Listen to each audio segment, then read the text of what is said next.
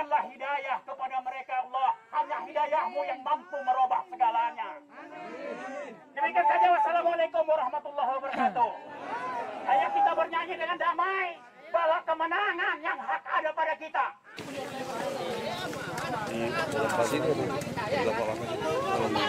Cewek cantik lah pulang.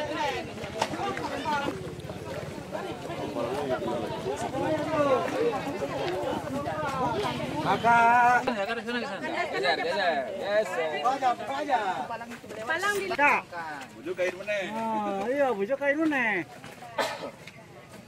Langsung cekam.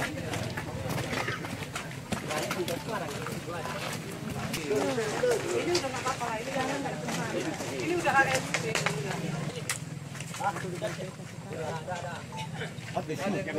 Belum.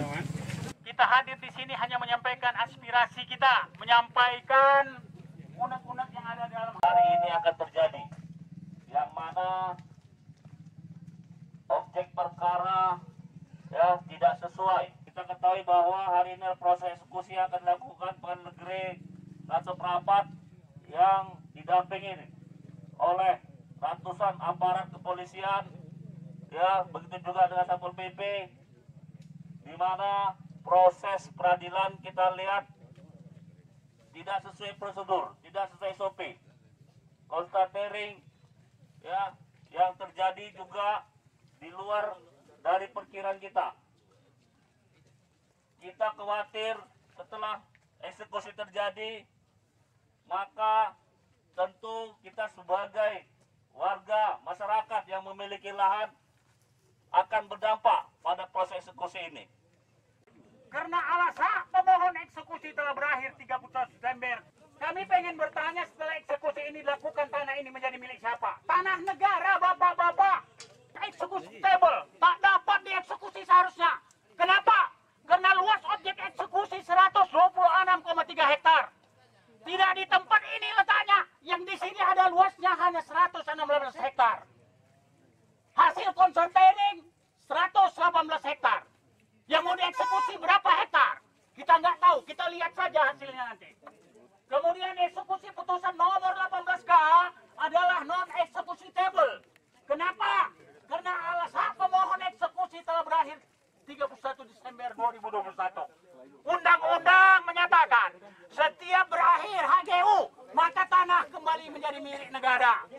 Eksekusi putusan nomor 18K adalah non-executable. Kenapa? Karena batas dari objek eksekusi tidak sesuai fakta di lapangan dan tidak ditemukan di lokasi ini. Bapak-bapak tahu ini, tanah yang kita pijak adalah tanah Hari Sawijaya. Berdasarkan putusan Mahkamah Agung. Nanti kalau dibacakan di sana, berbatas sebelah sini adalah dengan HGU penggugat.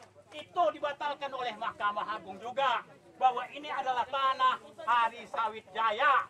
Dan kami hadir di sini dengan aksi damai, tidak anarkis. Cocokologi.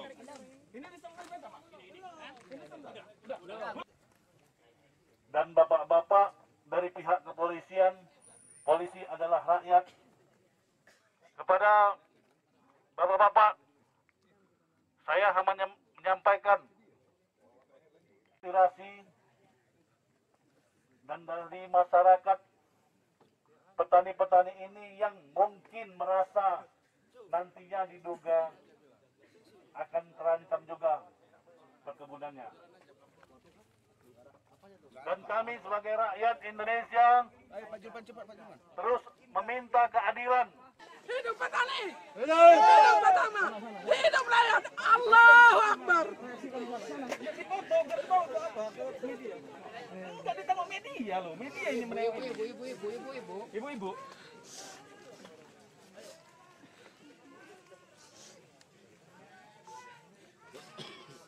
Warga merasa keberatan dengan pelaksanaan eksekusi ini. Sangat banyak sekali penyimpangan-penyimpangan hukum terjadi di dalam peristiwa hukum satu kali ini. Pertama, warga merasa keberatan karena di dalam gugatan penggugat PT Blungkut menyatakan sebelah selatan berbatas dengan HGU penggugat atau PT Blungkut. Faktanya itu adalah tanah milik masyarakat yang saat ini perkaranya masih bergulir di ranah kasasi. Jadi artinya PT Blungkut sendiri yang menyatakan bahwa itu tanahnya, dia sendiri ragu bahwa itu tanahnya. Kenapa dia bisa ragu? Dia gugat. Luasnya HGU itu 1.900 hektar, tapi kita nggak tahu di mana itu keberadaannya. Tapi kalau tanah masyarakat ini ada yang 2 hektar, ada yang 3 hektar, begitu. Nah, kami akan terus melawan secara hukum. Ya, artinya apa? Banyak kejanggalan Pak terjadi. HGU itu Pak tidak pernah aktif. Dia tidak memiliki peta dan titik koordinat sebagaimana yang disampaikan oleh BPN. Kemudian keluasan dieksekusi juga mengalami beberapa proses angka-angka yang sangat berubah. Dalam gugatan itu disebutkan 126,3 hektar. Setelah dikonstatering ternyata terdapat 118. Fakta sertifikat yang dimiliki Aheng yang diukur dengan titik koordinat oleh BPN adanya hanya 116, Pak. Secara hukum itu tidak sesuai, Pak. Harapan masyarakat supaya kita terus menegakkan supremasi hukum, ditinjau kembali, diulangi kembali, atau dikeluarkan fatwa oleh Mahkamah Agung bahwa itu ada kesalahan yang tidak merugikan banyak orang. Gitu. Kemudian yang paling sedih kita merasakannya, Bang. Ini HGU PT Belungkut sudah berakhir 31 Desember 2021. Sekarang Pak kita berada pada tanggal 11 Oktober ya, 2023. Ini sudah berakhir.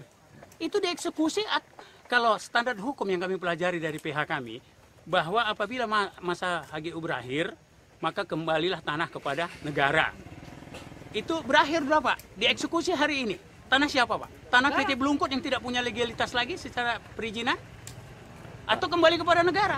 Masyarakat ini miris dan sedih, Pak. Menangis, Pak. Kepada siapa lagi harus mengadu?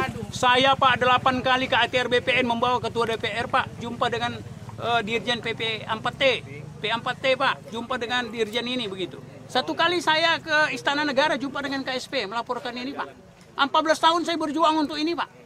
Tapi sedikit pun kami seolah-olah tak punya pemerintah, nggak punya negara yang melindungi kami, Pak, sebagai rakyat yang memiliki kedaulatan. Tolonglah masyarakat. Ini kalau pihak mana tahu gitu ya, pihak luar negeri apa pihak mana ini, Pak. Aduh, sangat luar biasa. Izin tidak dikantongin, sudah mati. Dia tak pernah membuka lahan, tidak pernah mengganti rugi. Bisa mengeksekusi, Pak. Aneh.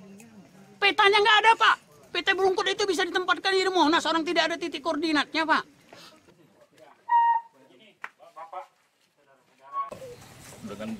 Dengan berakhir HGU, status tanah menjadi tanah negara, seharusnya itu kan menjadi aset negara. Menjadi aset negara, kemudian ini kita lihat ada penetapan dari Wakil Ketua Pengadilan Negeri atau rapat untuk melakukan eksekusi terhadap lahan yang sudah berstatus sebagai tanah negara, kan begitu, sesuai dengan ketentuan pasal 32 ayat 1 yang salah saya. Bagaimana kita ketahui ketentuan mengenai HGU diatur dalam pasal 34 Undang-Undang Pokok Agraria menyebutkan HGU itu habis apabila berakhir jangka waktunya, jangka waktu pemberian SK pemberian haknya ataupun berakhir pembaruannya, jangka waktu pembaruannya.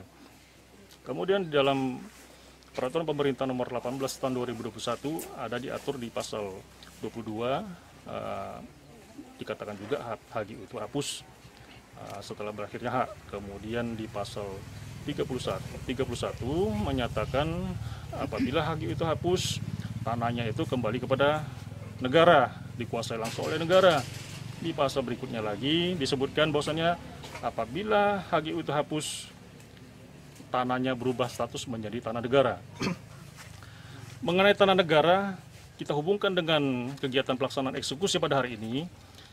Pengadilan Negeri Rantau Prapat di dalam menjalankan eksekusi, mereka seharusnya memperhatikan SOP dalam menjalankan eksekusi ini. Apa SOP pengadilan dalam menjalankan eksekusi? SOP-nya adalah peraturan SK Dirjen Badilum nomor 40 tahun nomor 40 diterbitkan tanggal 11 Januari 2009. Apa yang diatur dalam SK Dirjen Badilum tersebut terhadap HGU yang sudah hapus status tanahnya berubah menjadi tanah negara. Terhadap tanah negara, tanah yang sudah berubah statusnya menjadi tanah negara diatur dalam SK Dirjen Badilum 2009 tersebut bahwasanya tanah negara tidak bisa dieksekusi. putusan itu menjadi non-executable, seharusnya tidak bisa dieksekusi karena sudah terputus hubungan hukum antara pemegang HGU dengan tanahnya. Terkait dengan apa yang sudah dilaksanakan hari ini, eksekusi sudah dilaksanakan oleh PN Ratu Prapat beserta jajarannya. Ya tentunya kami setelah ini akan berkoordinasi dengan prinsipal kami, klien kami, dan tentunya ya ada langkah-langkah hukum yang akan kami ambil ke depannya. Ya kami berharap terhadap perjuangan masyarakat, perjuangan rekan-rekan, terutama dalam upaya penegakan hukum, terutama Mahkamah Agung sebagai garda paling akhir, benteng paling akhir untuk menegakkan keadilan bagi para pencari keadilan. Kami minta ya agar hukum itu ditegakkan dengan sebenar-benarnya, selurus-lurusnya, sesuai dengan fakta material, dengan fakta formil. Tidak hanya semata-mata menerapkan fakta formil dan mengabaikan dengan mengabaikan fakta material. Kenapa saya katakan begitu? Fakta penguasaan masyarakat ini adalah fakta material. Bahwasannya masyarakat sudah berdomisili menguasai lahan sejak 1988 sebelum adanya HGU. Fakta formil HGU terbit itu di tahun 1992, kemudian SHM terbit 2003, itu hanyalah fakta formil. Begitu.